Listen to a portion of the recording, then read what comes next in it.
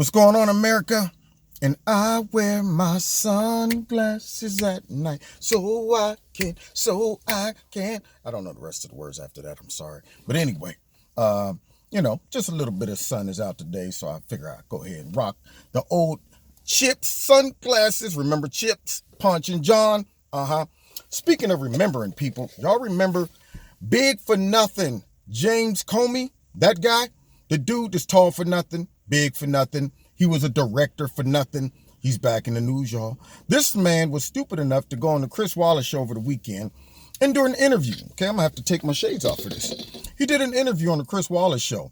I guess he was trying to, clear the atmosphere, support his victory lap he tried to take prematurely when the IG report came out. So he goes on the show and Chris Wallace asks him some tough questions.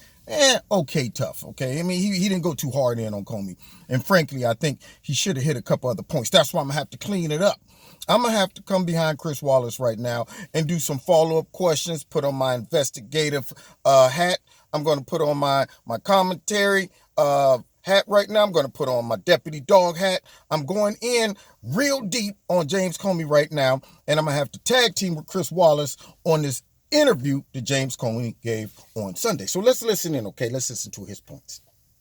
Here we go. Director Jamie, Director, welcome to Fox News Sunday. Thanks for having me. You have been taking something of a victory lap since the IG report was released earlier this week. The question is whether or not it's justified. Here are you and the Inspector General, Michael Horowitz, answering the same question. Same question. Do you think this is vindication? It is. I mean, the FBI's had to wait 2 years while the president and his followers lied about the institution. Finally, the truth gets told. Does your report vindicate Mr. Comey? It doesn't vindicate anyone at the FBI who touched this, including the leadership. Now, that sounds like a conflict of interest, Mr. Comey. Do you agree with the Inspector General or not? He says you should feel no vindication.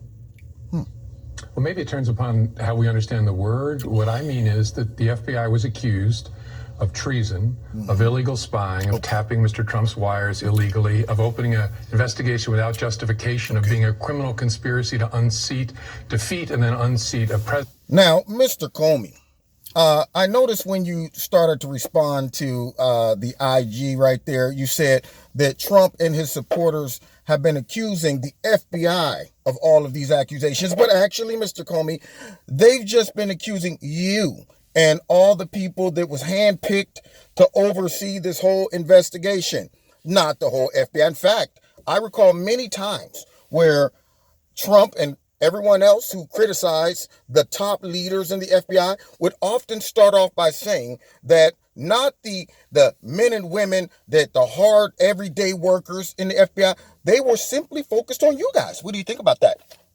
Oh, crickets, huh? Let's listen to some more. All of that was nonsense. I think it's really important that the Inspector General looked at that and that the American people, your viewers and all viewers, understand that's true. But he also found things that we were never accused of, which is real sloppiness. And that's concerning. As I've said all along, has to be focused on. Now, Mr. Comey, first of all, let's go back to you saying that all of the things that you were accused of, or you said the FBI was accused of, said they're not true. And all of your viewers need to hear all of the gibberish you just mentioned. Well, when you had people approach members in the Trump campaign that were used as I guess as assets of you guys, you don't think that was spying? When you got a FISA warrant for Carter Page, which allowed you to intrude on his emails and phone calls, which also allowed you to piggyback and catch other people, you don't think that was spying? You don't think that was when you guys knew that there was exculpatory evidence and you hid it and covered it up, you don't think that was evidence of malice and also intent and bias? I mean, why would you go to that point to give disinformation to the FISA court and cover up information, exclude information? Was that just for the heck of it? Or were those just simple mistakes, a lot of clerical errors? Let's listen. Director, very concerned about it and diving into it. Well, Sloppiness may be a euphemism for what it is he found. That's right, One of Chris. his big concerns is the way the FBI handled the FISA applications and the warrants that allowed you to surveil Good Carter question. Page, who was a former foreign policy advisor right. to the Good Trump question. campaign. Again, here is what you said about the FISA process and what the Inspector General Horowitz said this week. Take a look. Roll it. I have total confidence that the FISA process was followed and that the entire case was handled in a thoughtful, responsible way by DOJ and the FBI. We identified significant inaccuracies and omissions in each of the 4 applications. 7 in the first application and a total of 17 by the final renewal application. What you talking about, Willis? 17 significant errors in the FISA process, and you Now, said, I don't know about you, Mr. Comey, but if you were taking your FBI test to become the director or just a regular agent, and you missed 17 questions out of 100, would that be considered passing? I mean, does the FBI have that low of a standard where you can miss 17 questions on an FBI test that might be the difference between life and death? And you would still say, well, I mean, that's pretty good. I mean, you know, we don't want to be too critical, huh? What do you think about that, Mr. Comey? Let's continue. that it was in a thoughtful and appropriate way. Yeah, he's right. I was wrong. I was overconfident in the procedures that the FBI and Justice had built over 20 years. Now, you have to understand, Mr. Comey, that's hard for me to receive because you're disassociating yourself with the organization. As the head of the organization, everything comes from the top. Doo-doo rolls downhill, okay? All right, so were you the doo-doo at the top that just rolled downhill because you didn't set the standard? Maybe when you came in, you didn't double check to make sure that all the procedures that you felt were important and should be followed were in place. You just came in with the assumption that everything's a fine oiled machine. Is that what it is? Let's continue. They were enough. It's incredibly hard to get a FISA. I was overconfident in those because he's right. There was real sloppiness. 17 things that either should have been in the applications or at least discussed and characterized differently. Now, Mr. Comey, you said that he was right. There was sloppiness. Are you defining sloppiness as changing wording in an email? Are you defining sloppiness as simply leaving out the fact that Carter Page was actually working with the CIA as well? Is that how you're defining sloppiness? Because, see, to me, that doesn't sound like somebody left a semicolon out or they didn't cross the T's or dot their I's. That sounds like it was malice. That's what it sounds like, Mr. Comey. So these people were working this malicious, intentional coup under your nose and you didn't know anything about it, or you're simply downplaying it to sound like it was just sloppiness. Let's continue. It was not acceptable. And so he's right. I was wrong. But you make it sound like you're a bystander, an eyewitness. You were the Good point, director of Chris. the FBI while a lot of this was going on, sir. Sure. I'm responsible for that. That's why I'm telling you I was wrong. I was overconfident as director in our procedures. And it's important that a leader be accountable and transparent. If I were still director, I'd be saying exactly the same thing. Now, Mr. Comey, when you say accountable, are you saying just simply saying that I was wrong and there were mistakes made? Or are you saying that since you ruined Carter Page's life and several other people's lives and jump-started a 2.5-year investigation for nothing, are you saying that you should do some jail time, perhaps? Oh, you're not? Okay, let's continue. Is saying we are going to get to the bottom of this because the most important question is it systemic? Are there problems in other cases? One of the central issues is the role that the Steele dossier played, which was Oppo research Good paid question, for by Chris. the Democrats. What role it played in getting the FISA warrants to Good role surveil did Page. it. Again, here's your version, and here's his again, version. here's the Inspector General. My recollection was it was part of a broader mosaic of facts that were laid before the FISA judge to obtain a FISA warrant. And we concluded that the Steele reporting played a central and essential role in the decision to seek a FISA order. Horowitz says it wasn't part, as you told Brett Baer, it wasn't part of a broader mosaic. He said it played an essential role in establishing probable cause. In fact, he says if it hadn't been for the Steele dossier, the FBI probably wouldn't have even submitted a FISA application that had been So, reviewed. Mr. Comey, all of these years now that the fake liberal media has been running around trying to downplay the significance of the dossier that you all used to jumpstart this whole thing, you're telling me now that it was just one part of the large mosaic that went into this, but yet your statements conflict with the IG report. Do you have an answer for that?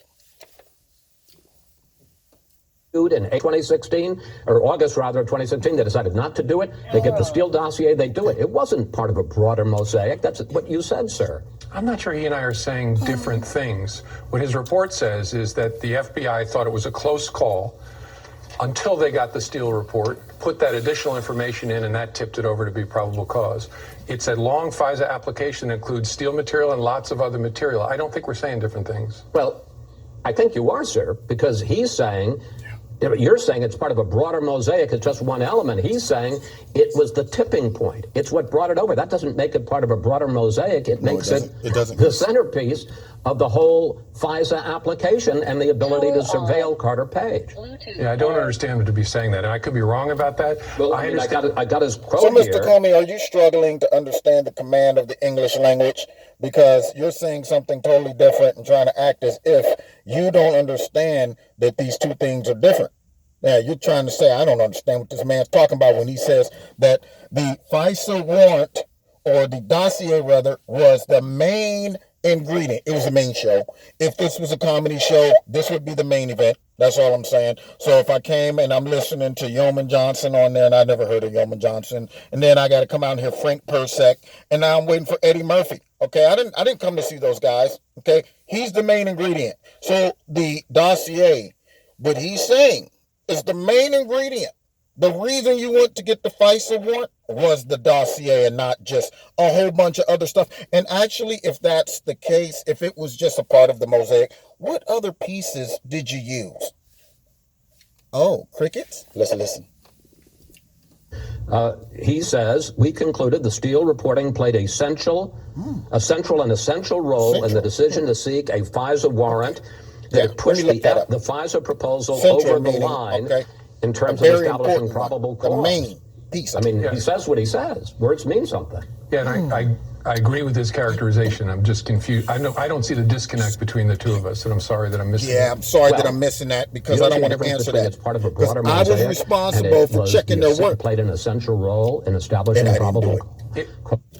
So now James Comey got to come up with some bootleg reasons of why he didn't look over their work. He didn't go and check their work. Now, remember, you are the director, okay? So now these people leaving stuff out, putting stuff in, just jacking stuff up all over the place right up under your nose, and you didn't know it? I mean, you just chop it up and just sloppy? Let's continue. Was of a bunch of different facts that were assembled to apply to the court. It was the one that convinced the lawyers that they had enough now with that added to the file to go forward. What other facts, Mr. Comey? It seemed that you were minimizing the role of the Steele dossier, and he's saying it's a lot more important than you let on. Okay, if I was, then I'm sorry that I did that, but I meant it was one part of the presentation to the court.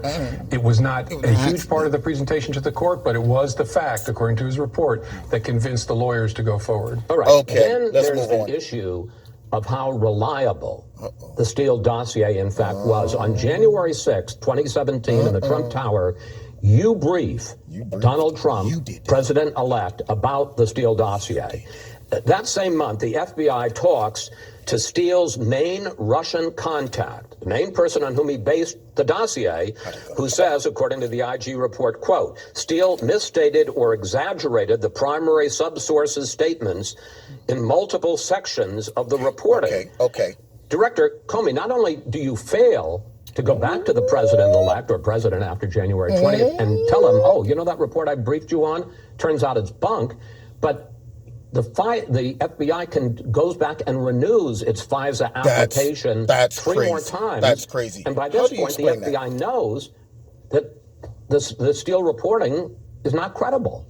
Yeah, I think you're mischaracterizing both what the FBI knew and what Mr. Horowitz says in his report. They didn't conclude the reporting from Steele was bunk. They concluded there were significant questions about the reliability of some of the subsource reporting. That should have been included in the renewals. Mr. Comey, Now, are you belittling our intelligence, huh? Is that what this is? Are you trying to feed me doo-doo and tell me it's chocolate? So, Mr. Comey, first of all, if you're going to open up an investigation against a campaign, all right, an opposing campaign member, then you probably should be pretty thorough. You don't want to open that up on speculation. So why didn't you double check and make sure all the things were confirmed before you were signing off on everything? Oh, wait, let me get this straight. For the sake of time, I'm going to cut through the crap and hit some main points that Chris is touching on, but I don't think he opened up enough. Mr. Comey, if this was opening up an investigation against an opponent in a political campaign, which just a few minutes ago you said that, remember, the investigation wasn't into the president. It was into other people. It's funny how you toggle back and forth between that, because it seemed like the whole investigation directed itself towards the president. If he was never under investigation, why did he have to give written testimony? Why were there threats of impeachment? Why did you prompt a special counsel into him? Huh?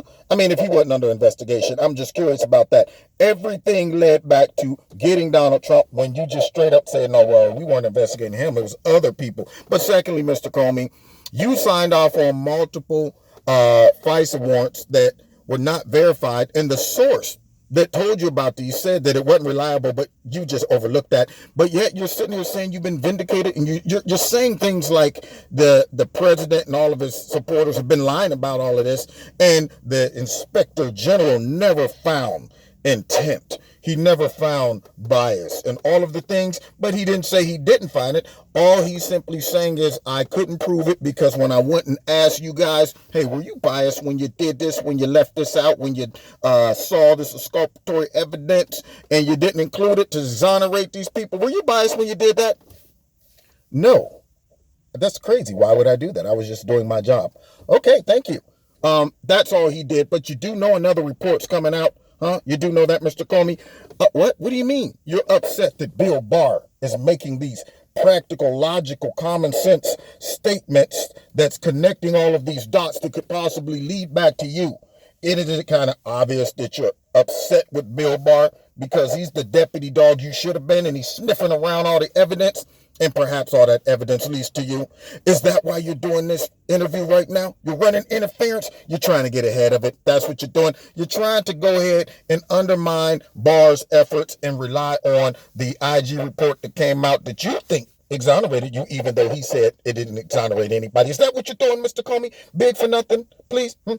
Okay. So what you probably should do is go back. You're 6'7", 7'2" tall, inch butt, big for nothing. Go back and sit your tail down in your living room. Okay, I know it takes about 8 or 9 chairs just to fit you in it, but you sit your butt down and you wait until the other report comes out. And you might want to shut your mouth. That's all I'm saying. So this concludes my interview with Inspector Comey. I'm sorry, I went a little bit far. I embellished. I went ahead and put words in his mouth, but pretty much that's what he was thinking. Yeah. Anyway, so God bless everybody out there. This is the Kevin's Corner show with Chris Wallace. I had to piggyback. I had to tag team come off the bench for Chris with Big for Nothing. Okay. All right. Find me every Wednesday. All right. In Kevin's Corner on YouTube, on Facebook, and on my radio blog talk show. Don't forget to check out Extreme Tees. Why am I still holding the mic? My mic sound nice. Check one. Okay, now this goes to show how big of a kid I am at times. Happen to walk into a store. Now you want to talk about selective shopping. Walking through the store, looking for some gloves to match, and lo and behold, a microphone. I couldn't believe it. It plays karaoke and everything. And I said to myself, I gotta have it. I mean, no kids in the family, nothing. I bought this for me. People are like, that's nice. Your son's going to enjoy it. I'm not. No, this is for me. I don't have, no, this is mine. Okay. No kids. Mine. I'm going to be enjoying this. And here I am, y'all, introducing y'all to the microphone. And back to what I was saying. Don't forget, check me out every Wednesday night, 7:30. And then hit like, hit share, hit subscribe, and the notification button. Make sure that you have notifications for all and you're still subscribed, because guess what, y'all? YouTube unsubscribed 150 something of my subscribers. Just like that. I'm going negative now. Can you believe that? Anyway, so God bless y'all. If you want to donate to Kevin and Kevin's Corner, there's a link in the bottom. And with Extreme Tees, put my name in the promo code Kevin. You'll get a 20% discount and free shipping. Find me on Facebook and Twitter. God bless you. See y'all next time in Kevin's Corner. Check one. Check. Is this thing on? Yeah. I will never get tired of this. God bless.